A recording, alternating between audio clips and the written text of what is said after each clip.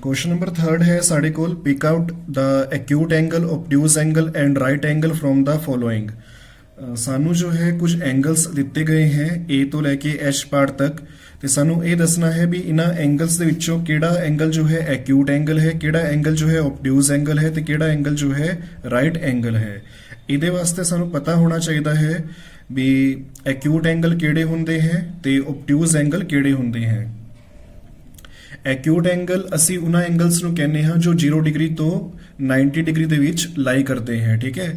ਤੇ ਅਗਰ ਅਸੀਂ ਗੱਲ ਕਰੀਏ ਆਬਟਿਊਜ਼ ਐਂਗਲ ਦੀ ਤਾਂ ਆਬਟਿਊਜ਼ ਐਂਗਲ 90 ਡਿਗਰੀ ਤੋਂ 180 ਡਿਗਰੀ ਦੇ ਵਿੱਚ ਲਾਈ ਕਰਦੇ हैं, ਯਾਨੀ ਕਿ ਇਹਨਾਂ ਦੀ ਵੈਲਿਊ ਹੁੰਦੀ ਹੈ। ਤੇ ਰਾਈਟ ਐਂਗਲ ਅਸੀਂ 90 ਡਿਗਰੀ ਵਾਲੇ ਐਂਗਲ ਨੂੰ ਕਹਿੰਦੇ ਹਾਂ। ਹਾਂਜੀ, ਜੋ A ਪਾਰਟ ਹੈ ਇਹਦੀ ਜੋ ਵੈਲਿਊ ਹੈ ਉਹ ਹੈ 35 ਡਿਗਰੀ। ਤਾਂ ਇਹ ਜੋ ਐਂਗਲ ਹੈ ਉਹ 0 ਡਿਗਰੀ ਔਰ 90 ਡਿਗਰੀ ਦੇ ਵਿੱਚ ਆ ਰਿਹਾ ਹੈ। ਤਾਂ ਜੋ है ए वाला एंगल 35 डिग्री जो है एक्यूट एंगल होएगा, ठीक है। देखो अगले वाला जो बी पार्ट है ये 89 डिग्री है। ਇੱਥੇ ਇੱਕ ਗੱਲ ਨੋਟਿਸ ਕਰਨ ਵਾਲੀ ਹੈ ਕਿ ਜਿਵੇਂ ਹੀ ਅਸੀਂ 90 ਡਿਗਰੀ ਨੂੰ ਕਾਊਂਟ ਕਰਦੇ ਹਾਂ ਤਾਂ ਉਹ ਰਾਈਟ ਐਂਗਲ ਹੋ ਜਾਂਦਾ ਹੈ। ਤੇ क्योंकि ये जो 89 डिग्री है ये राइट एंगल तो छोटा है, ठीक है। बेशक एक डिग्री ही छोटा है, 1 डिग्री का ही डिफरेंस है, बट ता भी ये जो है राइट एंगल तो छोटा है, यानी कि 90 डिग्री तो छोटा है ते 0 डिग्री तो वड्डा है। ते इस एंगल जो है असी एक्यूट एंगल ही काउंट करना है, ठीक है। ਇਸ ਦੇ ਵਿੱਚ ਕਿਧਰ ਕਨਫਿਊਜ਼ ਨਾ ਹੋ ਜਾਣਾ ਕਿ ਇਹ ਜੋ ਹੈ ਤੁਸੀਂ ਇਸ ਨੂੰ ਆਬਟਿਊਜ਼ ਐਂਗਲ ਕਾਊਂਟ ਕਰ ਲਓ ਜਾਂ ਰਾਈਟ ਐਂਗਲ ਕਾਊਂਟ ਕਰ ਲਓ, नहीं 90 डिग्री तो ये छोटा है, ठीक है। 89 डिग्री है तो अगर 90 डिग्री तो अगर छोटा है तो फिर वो जो है एक्यूट एंगल है। हाँ जी, सी पार्ट है साढ़े को 120 डिग्री। 120 डिग्री जो है 90 डिग्री और 180 डिग्री ਦੇ ਵਿੱਚ ਆਂਦਾ ਹੈ, ठीक है। ਤੇ ਤਾਂ ਕਰਕੇ ਜੋ ਹੈ ਇਹ ਆਬਟਿਊਜ਼ ਐਂਗਲ ਹੈ। ਆਬਟਿਊਜ਼ ਐਂਗਲ ਕਿਹੜੇ ਹੁੰਦੇ हैं ਜਿਹੜੇ 90 डिग्री ਤੋਂ ਵੱਡੇ हैं ਤੇ 180 डिग्री ਤੋਂ ਯਾਨੀ ਕਿ 180 डिग्री ਤੋਂ ਛੋਟੇ हैं। हाँ जी, डी पार्ट है साढ़े को 100 डिग्री। 100 डिग्री भी जो है ਤੁਹਾਡਾ ਆਬਟਿਊਜ਼ ਐਂਗਲ है, 90 डिग्री और 180 डिग्री ਦੇ ਵਿੱਚ ਲਾਈ ਕਰਦਾ है। हाँ जी, 96 डिग्री भी जो है ਤੁਹਾਡਾ ਆਬਟਿਊਜ਼ एंगल है, ठीक है। 74 डिग्री जो है एक्यूट एंगल है क्योंकि ये 90 डिग्री तो छोटा है। 62 डिग्री जो है एक्यूट एंगल है क्योंकि ये जो है 90 डिग्री तो छोटा है।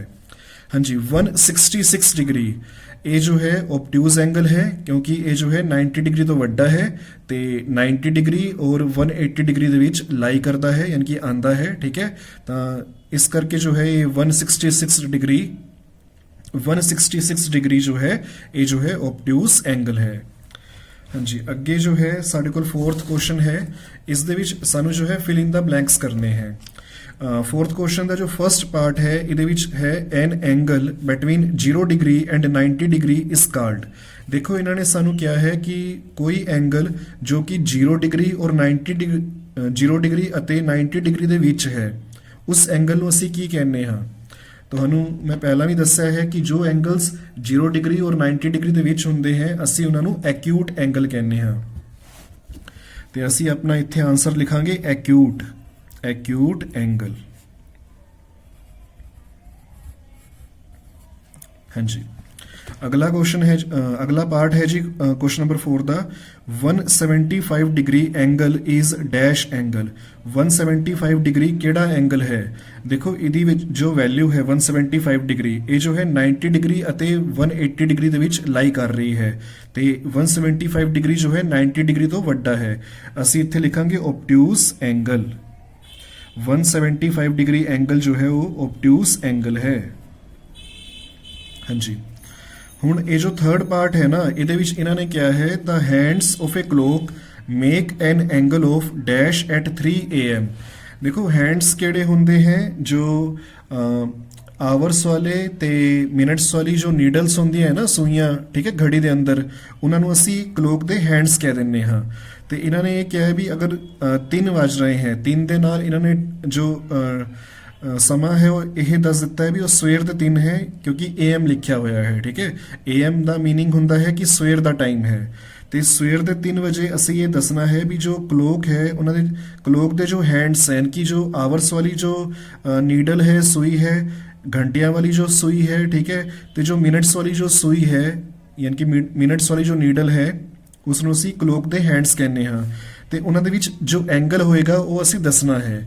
ਤਾਂ ਅਗਰ ਅਸੀਂ ਵੈਸੇ ਹੀ ਥੋੜਾ ਜਿਹਾ ਆਈਡੀਆ ਲੈਣ ਵਾਸਤੇ ਬਣਾ ਕੇ ਦੇਖੀਏ, एज्यूम कर लो कि ये घड़ी है, ठीक है, तो इधर जो है 12 है तो ये जो है 3 है, ठीक है, तो ये जो है तुहाडी देखो उन्होंने क्या है ना 3 AM, यानी कि जो आवर्स वाली जो नीडल है यानी कि घंटिया वाली जो सुई है वो तो होएगी 3 के ऊपर, ठीक है, तो जो मिनट्स वाली जो सुई है या फिर नीडल कह सकते हो, ठीक है, या फिर मिनट्स वाला जो इन्होंने हैंड किया है वो तुहाडा होएगा 12 के ऊपर।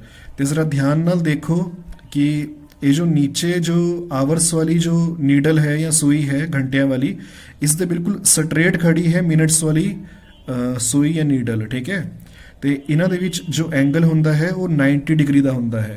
मैं तुहानूं समझाया है ना पहला भी कि अगर एक रे जो है बिल्कुल नीचे जो है इस तरह है तो दूजी रे उसके ऊपर वर्टिकल है बिल्कुल स्ट्रेट खड़ी हुई है, तो उन्हां दे विच जो एंगल होएगा वो जो है राइट एंगल हुंदा है, तो इसकी वैल्यू हुंदी है 90 डिग्री। हाँ जी, सानू दसना सी कि जो क्लोक के जो हैंड्स हैं, क्लोक के हैंड्स मीनस कि जो घंटिया वाली जो सुई है तो मिनट्स वाली जो सुई है उन्होंने विच कितना एंगल बन रहा है सवेर के 3 बजे, तो असी लिखांगे कि make an angle of 90 degree, या फिर इत्थे तुसी राइट एंगल भी लिख सकते हो, ठीक है, भी 90 डिग्री और राइट एंगल,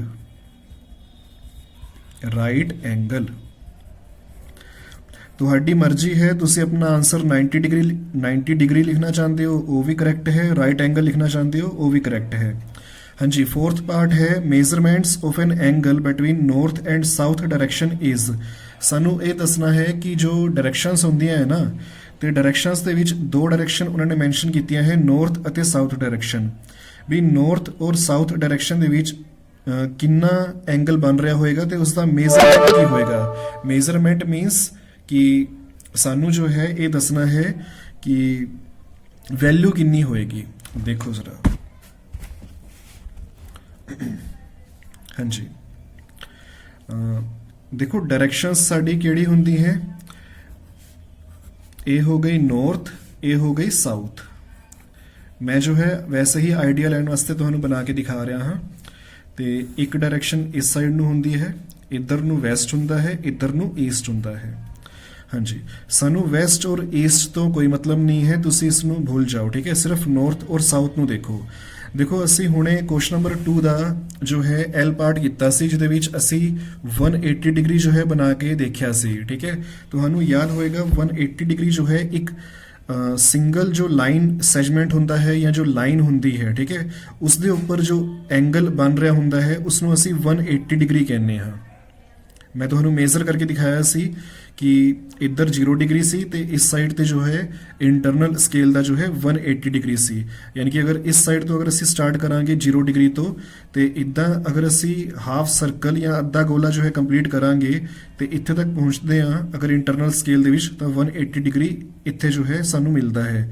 तो इट मीनस कि जो ये नॉर्थ टू साउथ है, नॉर्थ और साउथ डायरेक्शन दे विच जो लाइन हुंदी है जो इन्हां नूं ज्वाइन करती है, उस लाइन के ऊपर अद्धा गोला सैमी सर्कल बनता है, तो इस अद्धे गोले का जो मेजरमेंट है एंगल का वो जो है 180 डिग्री है। लाइन सेगमेंट के ऊपर या लाइन के ऊपर जो एंगल बनता है वो 180 डिग्री का हुंदा है। ये मैं तुहानूं क्वेश्चन नंबर 2 का जो एल पार्ट सी उस दे विच भी समझाया है।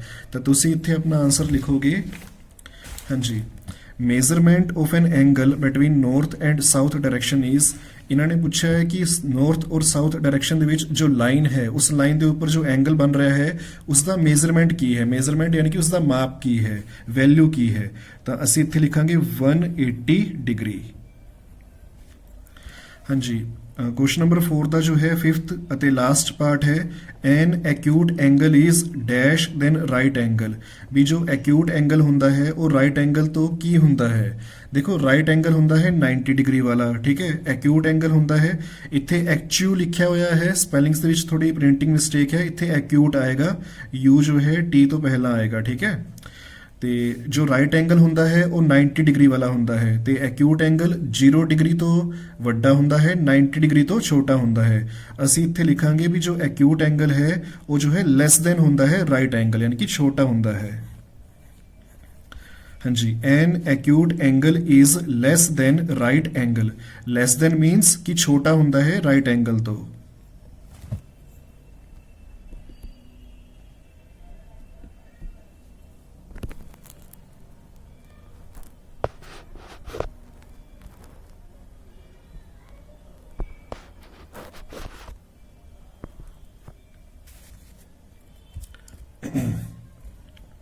हाँ जी, लास्ट क्वेश्चन है एक्सरसाइज 7.2 ਦਾ क्वेश्चन नंबर 5 है tick the true and false. सानू जो है ट्रू एंड फॉल्स दसना है। देखो फर्स्ट पार्ट है measurement of right angle is 90 degree. भी जो राइट एंगल हुंदा है उदा मेजरमेंट यानी कि वैल्यू जो है वो 90 डिग्री दे इक्वल हुंदी है। ये जो है ट्रू है, ये जो है ट्रू है, ठीक है। हाँ जी, सेकंड है right angle is greater than acute angle but smaller than obtuse angle. ये भी जो है सही है भी राइट एंगल यानी कि जो 90 डिग्री ਦਾ ਹੁੰਦਾ ਹੈ ਉਹ ਜੋ ਹੈ ਗ੍ਰੇਟਰ ਹੁੰਦਾ ਹੈ। ਗ੍ਰੇਟਰ ਮੀਨਸ ਵੱਡਾ ਹੁੰਦਾ ਹੈ ਐਕਿਊਟ ਐਂਗਲ ਤੋਂ। ਐਕਿਊਟ ਐਂਗਲ 90 डिग्री ਤੋਂ ਛੋਟੇ ਵਾਲੇ ਐਂਗਲ ਹੁੰਦੇ हैं, ठीक है। ਤੇ ਇਹਨਾਂ ਨੇ ਸਾਨੂੰ ਕਿਹਾ ਹੈ ਵੀ ਜੋ ਰਾਈਟ ਐਂਗਲ ਹੈ यानी कि 90 डिग्री वाला वो जो है ਵੱਡਾ है 90 डिग्री ਤੋਂ ਛੋਟੇ ਵਾਲੇ ਐਂਗਲ ਤੋਂ, ठीक है, यानी कि एक्यूट एंगल ਤੋਂ। ਸਹੀ ਹੈ, ਗ੍ਰੇਟਰ ਦੈਨ ਹੁੰਦਾ ਹੈ right angle but smaller than obtuse angle. Obtuse angle तो स्मॉलर देन भी होंदा है। ऑब्ट्यूज एंगल केड़े होंदे हैं जो 90 डिग्री तो वड्डे होंदे हैं और 180 तो छोटे होंदे हैं। ते इन्होंने ये क्या है भी जो राइट एंगल है वो एक्यूट एंगल तो दे वड्डा है, सही है। ते जो ऑब्ट्यूज एंगल है उस तो छोटा है, स्मॉलर देन है, ते ये भी सही है, ठीक है जी। तो इधर असी लिखांगे ट्रू। हाँ जी, ਹੁਣ ਥਰਡ ਪਾਰਟ ਹੈ on the internal and external scale of protractor measurements are written up to 90 degree. ਇਹਨਾਂ ਨੇ ਇਹ ਕਿਹਾ ਹੈ ਵੀ ਜੋ ਪ੍ਰੋਟਰੈਕਟਰ ਹੁੰਦਾ ਹੈ ਜਾਂ ਜੋ ਡੀ ਹੁੰਦੀ ਹੈ ਸਾਡੇ ਕੋਲ ਉਸ ਦੇ ਵਿੱਚ ਜੋ ਇੰਟਰਨਲ ਔਰ ਐਕਸਟਰਨਲ ਸਕੇਲ ਹੁੰਦਾ ਹੈ ਉਸ ਦੇ ਉੱਪਰ ਜੋ ਰੀਡਿੰਗਸ ਹੁੰਦੀਆਂ ਹੈ ਜਾਂ ਜੋ ਮੇਜ਼ਰਮੈਂਟਸ ਹੁੰਦੇ ਹੈ ਐਂਗਲਸ ਦੇ ਉਹ ਸਿਰਫ 90 डिग्री तक ही ਹੁੰਦੇ ਹੈ, 90 डिग्री तक ही ਹੁੰਦੇ ਹੈ। ਇਹ ਸਾਨੂੰ ਦੱਸਣਾ ਹੈ ਵੀ ਟਰੂ ਹੈ ਜਾਂ ਫਾਲਸ ਹੈ। ਦੇਖੋ ਜ਼ਰਾ ਧਿਆਨ ਨਾਲ ਦੇਖਣਾ। ਇਹ ਹੈ ਇੰਟਰਨਲ ਸਕੇਲ। ਇਸ ਦੇ ਵਿੱਚ ਮੈਂ ਤੁਹਾਨੂੰ ਦਿਖਾਇਆ ਹੈ 0 ਤੋਂ ਸਟਾਰਟ ਹੋ ਕੇ ਇੰਟਰਨਲ ਸਕੇਲ ਜੋ ਹੈ 180 ਤੱਕ ਜਾਂਦਾ ਹੈ। ਇਦਾਂ ਹੀ ਜੋ ਐਕਸਟਰਨਲ ਸਕੇਲ ਹੈ ਉਹ 0 ਤੋਂ ਸਟਾਰਟ ਹੋ ਕੇ 180 ਤੱਕ ਇਸ ਦੇ ਵਿੱਚ ਜੋ ਹੈ ਰੀਡਿੰਗਸ ਹੁੰਦੀਆਂ ਹੈ, ਵੈਲਿਊਜ਼ ਹੁੰਦੀਆਂ ਹੈ ਐਂਗਲਸ ਦੀਆਂ।